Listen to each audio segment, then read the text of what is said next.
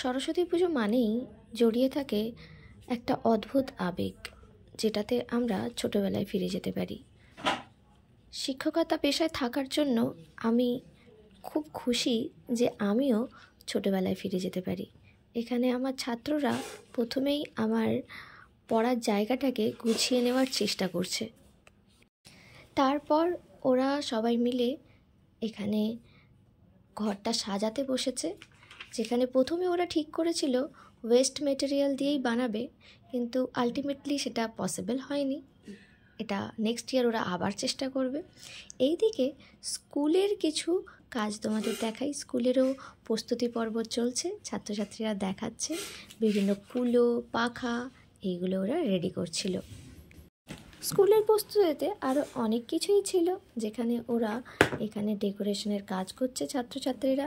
এই ঝুড়ি, তারপর আরও অনেক কিছু কিনে নিয়ে এসেছে। আর রাস্তায় বেরিয়ে দেখলাম কত সরস্বতী বিক্রি হচ্ছে। তারপর এখানে আমার স্টুডেন্ট আমার বাবাকেও কাজে লাগিয়েছে পর্দা লাগানোর জন্য। এখানে একজন স্টুডেন্ট পড়াশোনা করছে, বাদবাকি সবাই কিন্তু ডেকোরেশনের কাজে লেগে পড়েছে। তার মাঝখানে আমার মেয়েকে তো আসতেই হবে, কারণ কাজ একটু বেশিই ছিল। আমার মেয়ে যদি হেল্প না করে তাহলে চলবে কি করে? ওদের কাজ তো একটু বাড়িয়ে দিতেই হবে। দেখতেই পাচ্ছ ও কতটা ব্যস্ত। ডেকোরেশনের জিনিসপত্র আমার মেয়ে গলায় ঝুলিয়ে খেলা করছে। তারপর ওরা অলমোস্ট অনেকটাই সাজিয়ে ফেলেছে, যেখানে ঠাকুরের মূর্তিটা এখনও চাপা দেওয়া আছে। এই ছিল ওদের পুজোর আলটিমেট লুক। মেয়ের আগের বছরের শাড়িটা আমি খুঁজে পাইনি, তাই ওর বাবা আবার একটা শাড়ি এনে দিয়েছে। ভাগ্যিস বাবার শাড়ির দোকান ছিল আর কি।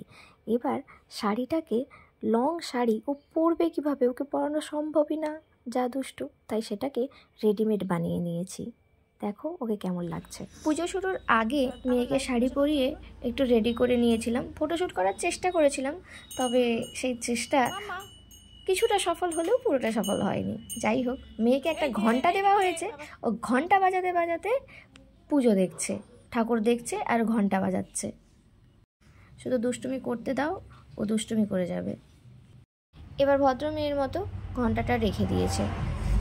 কোচিংয়ের পুজো আমি নিজেই করি, সব জোগাড় যন্ত্র যদিও বাবা মা করে দেয়, আমি শুধু পুজো করি। তারপর এখানে আমার ছাত্ররা এসেছিল, আমার কাছেই অঞ্জলি দেয় কয়েকজন। তারপর এই যে ছাত্রীরা এসেছে, তাদের সঙ্গে কিছুটা সেলফি তুলেছি। আর সন্ধ্যেবেলা আমি, আমার বর আর মেয়ে বেরিয়েছিলাম একটু ঠাকুর দেখতে। স্কুলের ঠাকুরটা দেখতে পাইনি, কারণ আমরা এতটা লেটে পৌঁছেছিলাম যে স্কুলের গেট বন্ধ হয়ে গিয়েছিল। তারপরে পাশে ক্ষণিক মিলনের ওখানে গিয়েছিলাম। ওখানে লোকটা দেখো, ওখানে ডেকোরেশনটা আমি তোমাদের দেখাই। খুব সুন্দর করে এরা সরস্বতী পুজো করে। এছাড়াও ফুলের এক্সিবিশন হয়, তবে এই বছর হয়নি। তারপরেই চলে গিয়েছিলাম আমার পুরনো স্কুলে, মানে আমি যে স্কুলে পড়েছি সেখানে গেলাম। একটা বন্ধুর সঙ্গেও দেখা হয়েছিল, সেই ছোটোবেলার বন্ধু, ক্লাস 11-এর। সত্যি বলতে কি ওর নামই মনে পড়ছিল না, অনেক কষ্ট করে ওর নাম মনে করতে পেরেছিলাম। তারপরে চলে গিয়েছিলাম আমার বরের কলেজে। এই প্রথমবার আমি ওই কলেজে ঢুকেছিলাম। কলেজের ঠাকুরটা বেশ সুন্দর হয়েছিল। তার পাশে ছিল ল কলেজের ঠাকুরটা সুন্দর হয়েছিল। ওই দিনই ছিল আমার বিবাহবার্ষিক। এখানে একটা কেক কাটা হলো শেষ পর্যন্ত। তারপর আমি মেয়েকে এবং ছেলেকে, মানে রসকে নিয়ে কেক কাটতে বসেছি, আমি আমার হাজব্যান্ড। মেয়ে তো বেশ খুশি, কি হচ্ছে ব্যাপারটা বুঝতে পারছে না। কেকটা দিয়েছি, একদিন তো আমার জন্মদিনে হাঁ করে খেয়েছিল, এবার বুঝতে পারছে না যে কেমন টেস্ট। রসকে একটু দিতে রসও খেলো, তারপরে আমরা একটু খেলাম, একটু মাখামাখি করলাম, ব্যাস এবার সবাইকে কেক খাইয়ে দেওয়ার পালা। ওইদিকে আমার বর আমার জায়ের ছেলেকে বলছিল গিফটটা দিতে, সে গিফটটা নিয়ে এসেছে। এবার দেখা যাক। এই আগের বছর আমার বর আমাকে কোনো গিফট দেয়নি বলে এত কথা শুনিয়েছি। এই বছর আমি নিজে কোনো গিফট নিয়ে আসিনি। দূর তুমি গিফট দাও না, আমি নিয়ে যাব না বলতে, ও জানি না সেই কথা বলেছি বলে কি না, ও নতুন একটা গিফট নিয়ে এসেছে। দেখা যাক গিফটটা কী। আমার যা ভাসুর একটু বেশিই সেজে আছে, কারণ ওদের একটা বিয়ে বাড়ি আছে। তাই আমরা এই কেক কাটার পরেই ওরা চলে যাবে বিয়ে বাড়িতে আসলে আমাদেরও নেমন্তন্ন ছিল, কিন্তু আমরা যেতে চাইনি। আসলে সারাদিন এতটা চাপ গেছে, তারপরে আর বিয়ে বাড়ি যেতে ইচ্ছে করছিল না। যাই হোক, আমি এখানে গিফটটা খুলছি। আমার মেয়েও দেখতে কিন্তু ব্যস্ত আছে যে কি ওর বাবা কি গিফট দিয়েছে। দেখো, তোমরাও দেখে নাও কি গিফট পেলাম।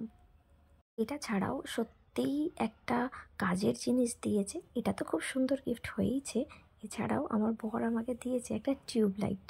তো তোমরা বলবে কেন, ঘরের টিউবলাইটের আলোটা কেমন একটা কমে গেছে, পড়াতে গিয়ে খুব অসুবিধা হয়। তো সেটাও একটা টিউবলাইটও দিয়েছে। সেটার আর ভিডিও করা হয়নি। যাই হোক, এটা দেখো কতটা সুন্দর হয়েছে। এটা একটা নাইট ল্যাম্প হয়েছে, এখনও জ্বালানোর ব্যবস্থা করা হয়নি। এটা কোনো সময় জ্বালিয়ে তোমাদেরকে নিশ্চয়ই দেখাবো। এই ভিডিও তোমাদের কেমন লাগলো অবশ্যই জানিও। আর আমিও আমার বরকে বলছি যে এই যে ছবিটা আছে, এই ছবিটা এঁকে একবার কোনো একটা ভ্যালেন্টাইন্স ডেতে একটা কার্ড বানিয়ে দিয়েছিলাম আমার বরকে। তাই ওকে বলছি যে এইটা কি মাথায় রেখে তুমি এটা কিনে এনেছো। আমার বর এটা লাইটটা জ্বালিয়ে দেখার চেষ্টা করছে, যদিও খুব একটা সফলতা পায়নি। আমি অন্য কোনো সময় এই লাইটটা জ্বালিয়ে তোমাদের দেখাবো। এই ছোট্ট ভিডিও তোমাদের কেমন লাগলো আমাকে জানিও। আর তোমরা কিভাবে সরস্বতী পুজো সেলিব্রেট করলে আমাকে অবশ্যই বলো। এই ভিডিও দেখার জন্য তোমাদেরকে অনেক থ্যাংক ইউ।